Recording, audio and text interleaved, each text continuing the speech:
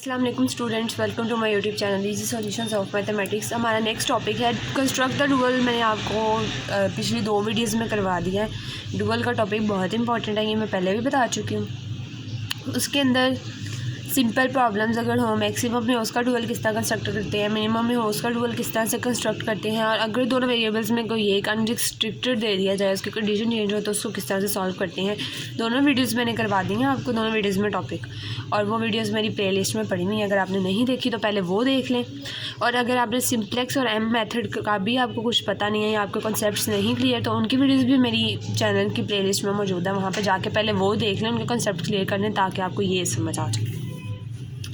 अच्छा, primal dual relationship क्या होता है आपको मैं डायरेक्ट क्वेश्चन से ही बताऊंगी। अब इस तरह से आपको एक एलपीपी प्रॉब्लम दे दी जाती है, उसमें आपको कंडीशन मेंशन कर दी जाती है, फाइंड दी ऑप्टिमल वैल्यूज़। अच्छा, अब प्राइमल क्या है? प्राइमल गिवन क्वेश्चन को कहते हैं, जो गिवन क्वेश्चन होता है वो प्राइमल। और डुअल किसे कहते हैं, डुअल किस तरह से बनाते हैं वो बनाना तो मैं आपको सिखा चुकी हूँ, तो उसको डुअल कहते हैं। तो सबसे पहले उन्होंने लिखा है find the optimal values of dual variables without solving dual. अच्छा, मैंने सॉल्विंग 2 दफ़ा लिख दिया, 1 दफ़ा यहाँ है। अब क्वेश्चन किस तरह से आपको आएगा, अब वो आपको बता देंगे। 2 तरह से क्वेश्चन आएगा। एक आएगा कि आपको कहेंगे कि प्राइमल को सॉल्व करें और डुअल की वैल्यूज़ निकालें विदाउट सॉल्विंग डुअल।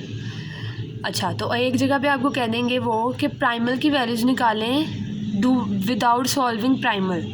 तो उसमें क्या करना होगा वो हम बाद में करेंगे। इस तरह से ना क्वेश्चन चेंज कर करके आ जाता है। तो हम लोग अभी उस तरफ नहीं जाते, वो मैं आपको नेक्स्ट वीडियोज़ में बताऊंगी कि अगर विदाउट, यहाँ पे विदाउट सॉल्विंग डुअल का है, तो अगर डुअल को सॉल्व करके हमने विदाउट सॉल्विंग प्राइमल करना हो वो किस तरह से करते हैं, और इसका एक और भी है। उसके अलावा ना इस टॉपिक के 2 बहुत इंपॉर्टेंट प्रूफ हैं कि dual of dual is primal and primal of dual, यानी dual of primal is primal. इस तरह के ना बहुत इंपॉर्टेंट 2 प्रूफ हैं, वो भी मैं आप लोगों को करवाऊँगी नेक्स्ट वीडियोज़ के अंदर, क्योंकि वो बहुत ज़्यादा इंपॉर्टेंट है और पेपर में अक्सर ही आ जाते हैं। तो क्वेश्चन है find the optimal values of dual. अब उन्होंने कहा है कि डुअल की वैल्यूज़ फाइंड करें विदाउट सॉल्विंग डुअल। अब हमने डुअल को नहीं सॉल्व करना, हमने बस डुअल को सॉल्व किए बगैर डुअल की वैल्यूज़ निकालनी है। डुअल को सॉल्व नहीं करना तो इसका मतलब है जो गिवन प्रॉब्लम है ज़ाहिर है उसी को सॉल्व करना है। डुअल को तो सॉल्व ना करने का कह दिया उन्होंने। तो अब हमने क्या करना होता है, फर्स्ट स्टेप हमारा हमेशा ये होता है कि हमारी जो गिवन एलपीपी प्रॉब्लम होती है उसको हमने स्टैंडर्ड फॉर्म में कन्वर्ट करना होता है। तो अब इस प्रॉब्लम को हम स्टैंडर्ड फॉर्म में कन्वर्ट करेंगे। किस तरह से स्टैंडर्ड फॉर्म में कन्वर्ट करेंगे? सबसे पहली इक्वेशन जो होती है हमारी वो है लेस देन इक्वल। अच्छा, अब ये हम लोग गिवन क्वेश्चन है, सिंपल क्वेश्चन है, हम उसको सॉल्व कर रहे हैं। तो अब आपका इसमें आर्टिफिशियल वेरिएबल लगता हुआ तो आपने लगाना है, सिर्फ डुअल बनाते हुए हमने वो काम नहीं करना। लेकिन जब आपने प्राइमल डुअल का रिलेशनशिप कर रहा होगा बनाना है ना, तो जहाँ पे भी ग्रेटर देन इक्वल टू या इस तरह की कोई चीज़ आ रही होगी ना, तो आपने वो लगानी है। अब यहाँ पे लेस देन इक्वल टू है, तो यहाँ पे हमारा एक ज़ाहिर स्लैक वेरिएबल ऐड होगा, तो ये स्लैक वेरिएबल को ऐड करवा दिया, स्टैंडर्ड में चला गया। अब ये ऑलरेडी इक्वल है। अब जब ऑलरेडी हमारे पास इक्वल है, ना यहाँ पे स्लैक वेरिएबल ऐड होगा ना यहाँ से सरप्लस वेरिएबल माइनस होगा, तो यहाँ पे सिर्फ एक आर्टिफिशियल वेरिएबल है वो ऐड होगा, क्योंकि इक्वल है।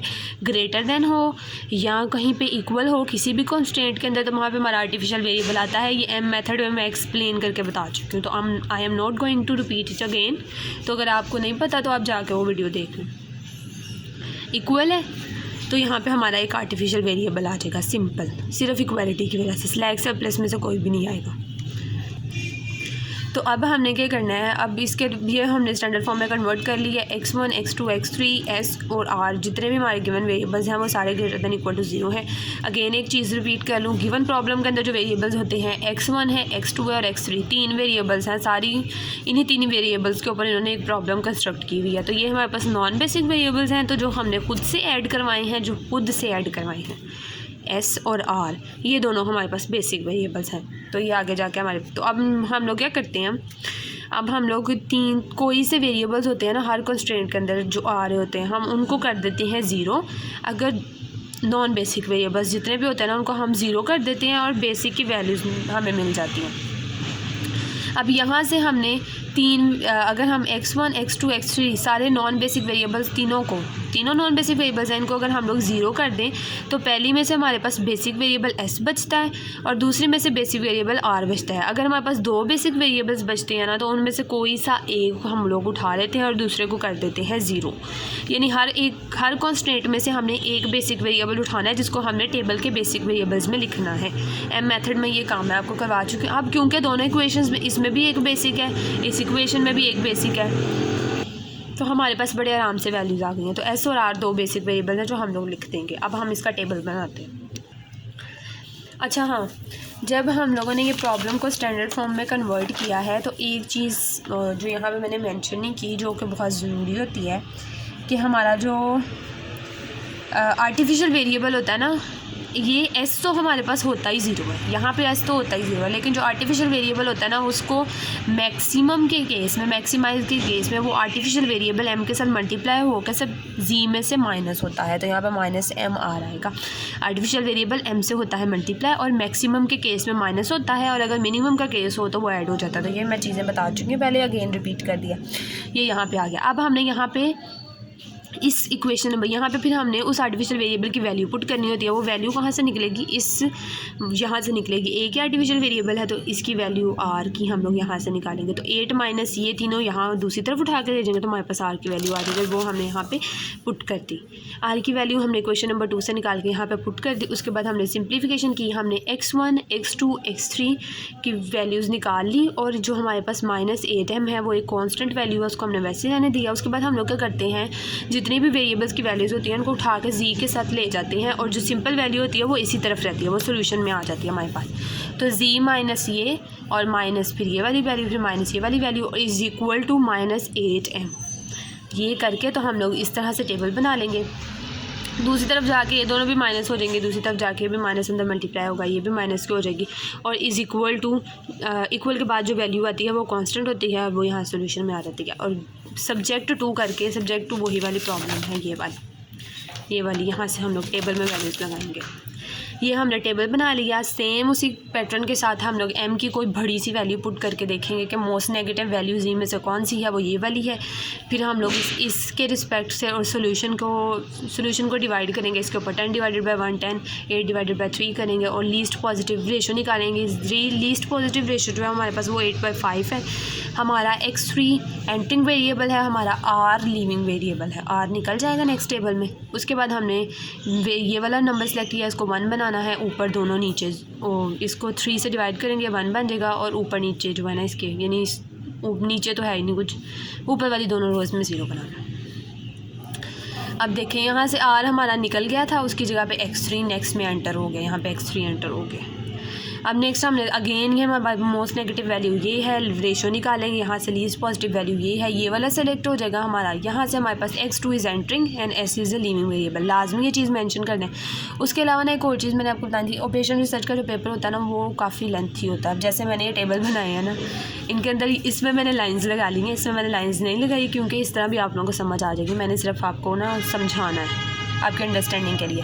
पेपर में भी अगर आप लोगों ने सबसे पहले ना इंपॉर्टेंट लाइंस लगा लेनी है। एक जी की लाइन इंपॉर्टेंट होती है ताकि वो थोड़ी सी प्रोमिनेंट नज़र आ रही हो कि जी ये है। और उसके अलावा सबसे पहले आप लोगों ने क्वेश्चन सॉल्व करने हैं, उसके बाद एंड पे लाइनें लगानी है। ये ना बच्चे डब्बे बनाते रह जाते हैं तो वो पेपर पूरा नहीं होता फिर। तो इसके अंदर हम लोगों की अब ये वाली वैल्यू सेलेक्ट हुई है, इसको 1 और ऊपर हमने 0 बनानी है,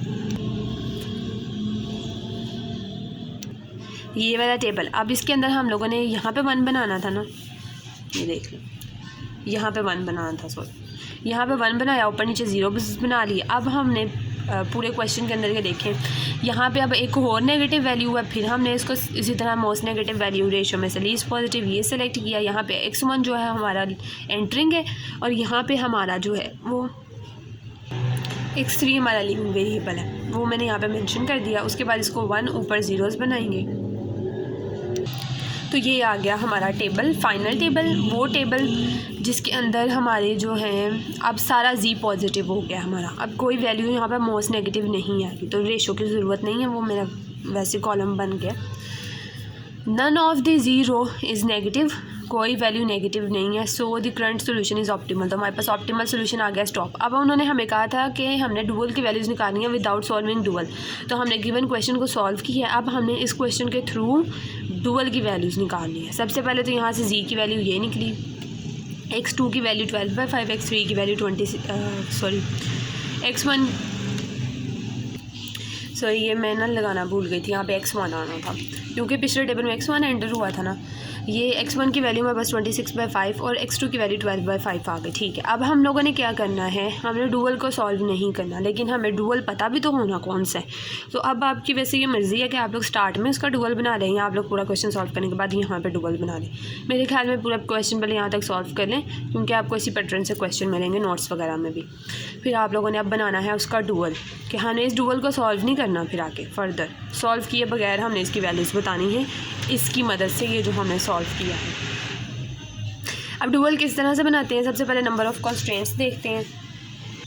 मैक्सिमम में क्वेश्चन है, मिनिमम में डुअल बनेगा। 2 कॉन्स्ट्रेंट है, y1 और y2 दो को लेट करेंगे। उसके बाद हम लोग प्रॉब्लम बनाएंगे इनके कोफिशिएंट्स के थ्रू, इनको स्टैंडर्ड फॉर्म में कन्वर्ट करके। ये देखिए स्टैंडर्ड फॉर्म में कन्वर्ट है, यहाँ से डुअल बन जाएगा, क्योंकि हम लोग हमेशा क्वेश्चन को पहले स्टैंडर्ड फॉर्म में कन्वर्ट करते हैं देन हम डुअल बनाते हैं। तो यहाँ से 2 कॉन्स्ट्रेंट हैं, ये y1 और y2 हमने लेट कर लिए। क्वेश्चन मैक्सिमम में है तो हमारा डुअल जो है वो मिनिमम में बनेगा। उसके बाद सोल्यूशन जो है वो 10 और 8 के इक्वल है, तो 10y1 + 8y2 सब्जेक्ट टू करके हम लोग लिखेंगे। अब देखें, क्योंकि ये सिंपल क्वेश्चन था जिसको हमने स्टैंडर्ड फॉर्म में कन्वर्ट किया था और अब हमने इसका डुअल बनाना है, तो वो हम लोग इस तरह से बनाएंगे कि हम लोग इसमें आर्टिफिशियल वेरिएबल करवा लेंगे। वैसे सिंपल कंस्ट्रक्शन डुअल की करते हुए भी आर्टिफिशियल वेरिएबल इंट्रोड्यूस करवा सकते हैं, लेकिन कोई इतनी ज़रूरत नहीं है वहाँ पे, यहाँ पे आपने लाजमी।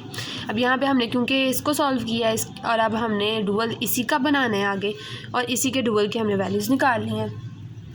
तो यहाँ से देखें, अब x1 के रिस्पेक्ट से हमारी एक कॉन्स्टेंट बन गई ये वाली, x2 के कोफिशिएंट के रिस्पेक्ट से हमारी दूसरी कॉन्स्टेंट बन गई, x3 के रिस्पेक्ट से हमारी तीसरी कॉन्स्टेंट बन गई, और उसके बाद हमारी s के रिस्पेक्ट से हमारी x1 > 0 आ गया, क्योंकि क्वेश्चन मैक्सिमम में है ना तो सारे ग्रेटर के साइंस आ रहे हैं। उसके बाद जो हमारी r के रिस्पेक्ट से जो हमारी बनी है ना वो बनी है y2 > -m। अब इसके अंदर यहाँ से तो हमें वैल्यू जो है वो मिल गई है y1 > 0। अब y2 का तो हमें पता ही नहीं है कि उसकी रिस्ट्रिक्शन देखें, ये वही चीज़ आ गई है ना कि m को इतना उन्होंने बॉदर ही नहीं किया, क्योंकि m कोई बहुत बड़ा नंबर होता है, कहते तो वो कह सकते थे रिस्ट्रिक्ट, लेकिन कोई स्पेसिफाई वैल्यू नहीं है ना इसकी। तो अगर आप लोग इसमें भी आर्टिफिशियल इसकी कंस्ट्रक्शन, इसके डुअल की कंस्ट्रक्शन में भी अगर आप आर्टिफिशियल को इग्नोर कर देना तो कोई मसला नहीं है इसमें, लेकिन क्योंकि लिया हुआ था तो हमने लिख दिया। इसमें तो हमें पता है y1 > 0, तो यहाँ पे y2 > -m है, m की तो कोई वैल्यू नहीं हमें पता, तो इसलिए यहाँ पे y2 अनरिस्ट्रिक्टेड है, y2 की कोई रिस्ट्रिक्शन नहीं है, और y1 जो है वो पॉजिटिव है, > 0 है। अब देखें, यहाँ तक हमारा क्वेश्चन हो गया, डुअल भी बन गया। अब उन्होंने कहा था डुअल की वैल्यूज़ निकालें। अब डुअल की जो वैल्यूज़ निकालनी है ना, विदाउट सॉल्विंग डुअल हमने डुअल की वैल्यूज़ फाइंड करनी है, और वो 2 वैल्यूज़ 2 मेथड से निकलती हैं। मेथड नंबर 1 ये है और मेथड नंबर 2, दोनों मेथड्स में आपको करवाऊंगी, 2 मेथड होते हैं। अब हमने दोनों मेथड अच्छे से समझ लेने हैं, दोनों में से आपको कौन सा आसान लगेगा ना आपने वो कर लेना है, दोनों मेथड नहीं करने बैठ जाना, सिर्फ डुअल की वैल्यूज़ बतानी है हमने। मेथड नंबर 1, सबसे पहले मेथड नंबर 1 में जो चीज़ें हमें चाहिए ना, आपने ये याद रखना है कि क्या क्या चीज़ें लिखनी है। सबसे पहले हमने स्टार्टिंग बेसिक प्राइमल वेरिएबल्स देने हैं, बेसिक प्राइमल। स्टार्ट में जो हमारे बेसिक यानी प्राइमल के स्टार्ट के अंदर जो स्टार्ट वाला टेबल होता है उसके अंदर हमारे पास प्राइमल के जो बेसिक वेरिएबल्स होते हैं वो, अब मैंने आपको पहले ही बताया हुआ है कि हमारे जो गिवन क्वेश्चन के होते हैं वो नॉन बेसिक होते हैं, जो हम खुद से ऐड करवाते हैं बेसिक होते हैं। एस और आर हमारे पास बेसिक है। स्टार्ट में हमारे पास सिर्फ 2 ही बेसिक वेरिएबल्स हैं, और जो स्टार्टिंग वाली प्रॉब्लम होती है मैंने वीडियो के स्टार्ट में ही आपको बताया कि उसको प्राइमल बोलते हैं। तो प्राइमल के स्टार्टिंग बेसिक वेरिएबल्स हमारे पास एस हैं और आर हैं, तो हमने बता दिया एस और आर हैं। अब हमने इनकी वैल्यूज़ देखनी है दोनों की डिफरेंट। तो उसके बाद फिर हमने कहना optimal primal G coefficients of starting basic primal values. अब ये वाली जो है ना स्टार्टिंग बेसिक प्राइमल वैल्यू, देखिए starting basic primal value, optimal primal G coefficients of. Optimal table में ना इन दोनों की optimal primal G coefficients of, इन दोनों की वैल्यूज़ हमने देखनी है ऑप्टिमल जो टेबल आया ना हमारा एंड वाला टेबल उसके अंदर। ऑप्टिमल प्राइमल जो है वो गिवन क्वेश्चन है, उसके ऑप्टिमल टेबल में जी कोफिशिएंट्स में हमने स्टार्टिंग बेसिक प्राइमल वेरिएबल्स यानी एस और आर की वैल्यूज़ देखनी है। अब उम्मीद है आप लोगों को पता चल गया होगा जी। तो यहाँ पे हमारे पास जी में ये प्राइमल का ऑप्टिमल सोल्यूशन है, यहाँ पे हमारा क्वेश्चन स्टॉप हुआ था, वो हमारा ऑप्टिमल सोल्यूशन होता है। उसके अंदर हमने जी रो में एस की और आर की वैल्यूज़ देखनी है कि 29/5 है कि -2/5 प्लस है, 29/5 और -2/5 प्लस है, ये आ गई। अब हमारी सबसे पहले रिक्वायरमेंट हमने बताना होता है कौन से दो वेरिएबल्स है, बेसिक प्राइमल वेरिएबल्स बताने होते हैं, उसके बाद ऑप्टिमल टेबल में उनकी वैल्यूज़ बतानी होती हैं, और उसके बाद हमने बतानी होती हैं ओरिजिनल ऑब्जेक्टिव कोफिशिएंट्स के अंदर। अब देखें ओरिजिनल ऑब्जेक्टिव कोफिशिएंट्स, अब ओरिजिनल ऑब्जेक्टिव कोफिशिएंट्स हमने किसके देखने हैं, हमने एस और आर के ही देखने हैं। पहले आपने ये बता दिया ना कि बेसिक कौन से हैं, उसके बाद हमने उन्हीं की सारी आगे से वैल्यूज़ देखनी है। अब हमने देखने हैं ओरिजिनल ऑब्जेक्टिव कोफिशिएंट्स, यानी ओरिजिनल शुरू में चलते हैं। हमारा जो ओरिजिनल था जी ऑब्जेक्टिव फंक्शन होता है, इस ओरिजिनल ऑब्जेक्टिव फंक्शन में हमारे पास एस की वैल्यू क्या है, यहाँ पे आर की वैल्यू तो -m है और यहाँ पे एस की वैल्यू क्या है, हमारे पास 0 है। आर की वैल्यू -m और एस की वैल्यू 0 है, तो वो हमने लिख दी यहाँ पे इसके अंदर, ये देखें 0 और -m ओरिजिनल ऑब्जेक्टिव। अब हमारा आ जाता है, अब हमें तीन चीज़ें हमने सबसे पहले बता दी है, एस और आर हैं बेसिक प्राइमल के बेसिक वेरिएबल एस और आर हैं। फिर हमने ऑप्टिमल वाले टेबल में से एस और आर की 0 वाली वैल्यूज़ देखी, और उसके बाद हमने ओरिजिनल ऑब्जेक्टिव फंक्शन में से 0 और यानी ओरिजिनल ऑब्जेक्टिव फंक्शन में एस और आर की वैल्यूज़ देख ली। अब हमने निकाले हैं ऑप्टिमल डुअल वेरिएबल्स। अब हमने क्या करना है, ओरिजिनल ऑब्जेक्टिव कोफिशिएंट्स में एस और आर की जो वैल्यूज़ हैं, और उसके अलावा हमारी ये जो ऑप्टिमल जी रो में से जो एंड वाले टेबल में से ये दोनों वैल्यूज़ उठाई हैं, और जो ऑब्जेक्टिव फंक्शन में से हमने एस की और आर की वैल्यूज़ उठाई हैं, उन दोनों को ऐड करवा देना है। ज़ीरो वाली आर वाली वैल्यू जो है वो एस वाली वैल्यू, सॉरी 0 जो है वो एस की वैल्यू, एस वाली वैल्यू जो है वो एस वाली वैल्यू में ऐड होगी 29/5 प्लस 0। उसके बाद हमारी आर वाली वैल्यू जो है वो -2/5 प्लस m -m के साथ ऐड होगी, -m। ये हमारी y1 की वैल्यू और ये हमारी y2 की वैल्यू, ये दोनों कैंसिल हो जाएंगे। यहाँ से हमारे पास ऑप्टिमल डुअल वेरिएबल यानी y1, पहला ऑप्टिमल डुअल वेरिएबल जो है वो 29/5 आ गया, दूसरा ऑप्टिमल डुअल वेरिएबल जो है वो -2/5 आ गया, ये दोनों निकला है। ये था हमारा मेथड नंबर 1। देखा जाए तो ये बहुत आसान है, आपने इन चीज़ों को देख के घबराना नहीं है, बस आपने अंडरस्टैंडिंग करनी है और याद रखना है, निकालना क्या। तो मेथड नंबर 1 ये है, यहाँ तक आ गए। अगर आपको ये वाला मेथड आसान लग रहा है, यहाँ तक करें, क्वेश्चन ख़त्म, दूसरा करने की ज़रूरत ही नहीं है। और अगर आपको ये वाला मुश्किल लगा ना, तो अब मैं आपको सेकंड बताती हूँ। अगर आपको ये आसान लग रहा है तो ये कर लें। सबसे पहले हमने देखना है रो वेक्टर। रो वेक्टर क्या है, अब हमारे पास रो वेक्टर होती है हमारे पास जो आखिरी टेबल है ना, हमारे पास जो ऑप्टिमल टेबल आया है। अब हमारे पास ऑप्टिमल टेबल कौन सा है, वो ये वाला है। ऑप्टिमल टेबल के अंदर हमारे पास, सॉरी वो ये है ऑप्टिमल टेबल। ऑप्टिमल टेबल में ना हमारे पास ये देखें x2 और x1 है, ये ऑप्टिमल टेबल है ना जहाँ पे क्वेश्चन स्टॉप हुआ था। x2 और x1 है ऑप्टिमल टेबल में हमारे पास। तो हमने जी जो गिवन क्वेश्चन है ना, उसमें से हम लोगों ने पहले x2 की ऑब्जेक्टिव फंक्शन में से वैल्यूज़ देखनी है, वो कौन सी है। अब यहाँ पे x2 की गिवन क्वेश्चन में x2 की वैल्यू जो है हमारे पास 12 है। उसके बाद हमारे पास ऑप्टिमल टेबल में हमारे पास x2 और x1 है। तो x2 की वैल्यू यहाँ पे 12 है गिवन क्वेश्चन में, और x1 की वैल्यू 5 है। तो पहले हमारे पास x2 है और फिर x1 है। तो पहले हम लोग x2 की वैल्यू जो कि 12 है और उसके बाद x1 की वैल्यू जो कि 5 है, वो लिखेंगे हम लोग रो वेक्टर के अंदर। ये देखें रो वेक्टर जो है वो 12 5 आ गया। उसके बाद ऑप्टिमल प्राइमल इनवर्स, अभी इनवर्स है। अब मैं आपको ये आगे जाके ना, जब आप लोग नेक्स्ट सेमेस्टर में या आप जो ऑपरेशनल रिसर्च का पार्ट 2 पढ़ेंगे ना, तो उसके अंदर आपको ये इनवर्स का पता चलेगा कि ऑप्टिमल प्राइमल इनवर्स। प्राइमल क्या है, गिवन क्वेश्चन का जो हमने ऑप्टिमल टेबल बनाया है, ऑप्टिमल प्राइमल गिवन क्वेश्चन जो प्राइमल है उसका हमने जो ऑप्टिमल बनाया है उसमें से इनवर्स निकालना है। वो किस तरह से, हमने सबसे पहले ऑब्जेक्टिव फंक्शन के अंदर, ओरिजिनल ऑब्जेक्टिव फंक्शन के अंदर हमने एस और आर की वैल्यू उठाई, 12 और 5 आ गई। अब हमने एस और आर का यहाँ से उठाना है इन्वर्स। किसी भी ऑप्टिमल टेबल के अंदर, जो टेबल जहाँ पे ख़त्म हो रहा होता है ना क्वेश्चन, जो ऑप्टिमल टेबल होता है उसके अंदर हमारे पास जो बेसिक वेरिएबल्स होते हैं ना, जो ऑप्टिमल टेबल होता है ना उसके अंदर हमारे पास जो बेसिक वेरिएबल्स होते हैं ना, अब यहाँ पे एस आ रहा है, अगर हमारे पास S1 S2 R1 R2 और जितने भी ज़्यादा होना, उनके नीचे जितनी भी हमारे पास Z को निकाल के, Z के अलावा वहाँ पे जो नीचे जितनी भी ऑप्टिमल टेबल के अंदर वैल्यूज़ होती है ना, वो हमारे पास इन्वर्स होती हैं। अब दो हमारे पास बेसिक वेरिएबल्स हैं यहाँ पे टेबल में, ऑप्टिमल टेबल में दो बेसिक वेरिएबल्स के नीचे Z वाली को हम लोग नहीं लेते ना, हम लोग रेशो में देखते हैं ना। उसके अलावा जो हमारे पास जो नॉन बेसिक हैं, जितने भी यहाँ पे वेरिएबल्स होते हैं ना, ये वाले Z से नीचे वाले, उनके रिस्पेक्ट से जितनी भी नीचे ये वैल्यू पड़ी होती है ना, इस पूरे को उठा देते हैं और हम इसको कहते हैं इन्वर्स। तब आपको समझ आ गया। Row vector original objective function में से हमने जो बेसिक वेरिएबल्स है ना, आखिरी ऑप्टिमल टेबल जो है उसके अंदर x2 है और x1 है। गिवन क्वेश्चन में से हम लोगों ने उसकी ऑब्जेक्टिव फंक्शन में से वैल्यूज़ उठाई, 12 और 5, 12 और 5 आ गई हमारे पास। और ऑप्टिमल प्राइमल के ऑप्टिमल में से इन्वर्स उठा लिया है, वो हमारे पास आया 2/5 -1/5 1/5 और 2/5, ये आ गया हमारे पास इन्वर्स। अब हमने क्या करना है, अब हमारे पास y1 और y2 की वैल्यूज़ निकालनी है। तो y1 y2 किस तरह से निकलेगा, हम इन दोनों को सिंपल मल्टीप्लाई कर देंगे। ये बस आपको ना पिक करना आना चाहिए कि किस तरह से हमने वैल्यूज़ लेनी है, उसके अलावा ये बहुत आसान है। ये दोनों को मल्टीप्लाई करना है, ये मैंने नीचे को बाय मिस्टेक गलत कर दिया था।